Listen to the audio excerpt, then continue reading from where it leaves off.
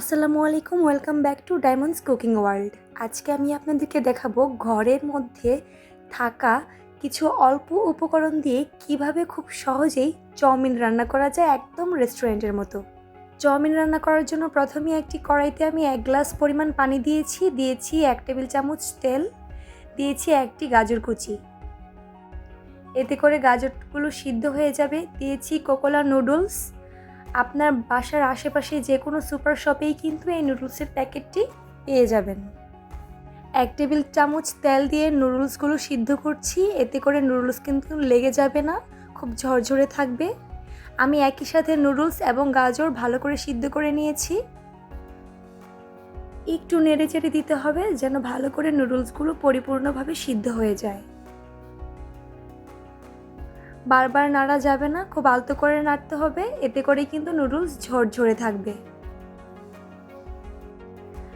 এরপর 80% সিদ্ধ করে নিতে হবে, প্রায় সিদ্ধ হয়ে গিয়েছে। আমি একটি ছাঁকনির সাহায্যে নুডলস এবং গাজরগুলো নামিয়ে নিয়েছি। ঠান্ডা পানি দিয়ে ভালো করে একটু ধুয়ে নিয়েছি, এতে করে আরও বেশি ঝরঝরে থাকবে। এবার আমি একই কড়াইতে পরিমাণ মতো তেল দিয়েছি, তারপর একটি পেঁয়াজ কুচি দিয়ে ভালো করে নেড়েচেড়ে নিচ্ছি। এবার দিয়েছি একটি ডিম, আপনারা চাইলে আরও 2টি ডিম ইউজ করতে পারেন, এতে করে আরও বেশি স্বাদ হবে। এরপর আমি ভালো করে দিয়ে মিশিয়ে নিচ্ছি। দিয়েছি পরিমাণ মতো লবণ। এরপর দিয়েছি আধা চা চামচ রসুন বাটা, দিয়ে ভালো করে মিক্স করে নিয়েছি। দিচ্ছি নুডলসের ভিতরে থাকা মশলার প্যাকেট। এরপর দিয়েছি আধা চা চামচ হলুদ গুঁড়া, দিয়ে সব ভালোভাবে মিক্স করে নিচ্ছি। আমি এখানে একটি ক্যাপসিকাম ইউজ করেছি।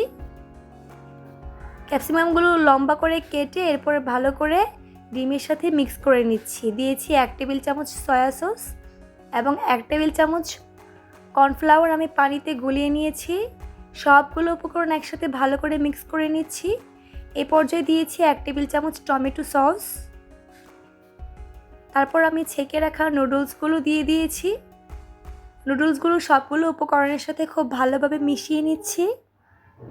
যেহেতু আমি প্রায় 80% সিদ্ধ করে নিয়েছি, এত নাড়াচাড়া করে এত সময় নিয়ে রান্না করার কিছু নেই। খুব অল্প সময়ে হাতের কাছে থাকা উপকরণ দিয়েই কিন্তু বাসায় বসে রেস্টুরেন্টের মতো এই চাউমিন বা নুডলস, চাইনিজ নুডলস আপনারা তৈরি করতে পারেন। এরপর দিয়েছি 3টি কাঁচামরিচ, দিয়ে খুব ভালোভাবে নেড়েচেড়ে আমি আজকের এই রান্নাটি এখানেই শেষ করে দিয়েছি। হয়ে গিয়েছে। আল্লাহ হাফেজ।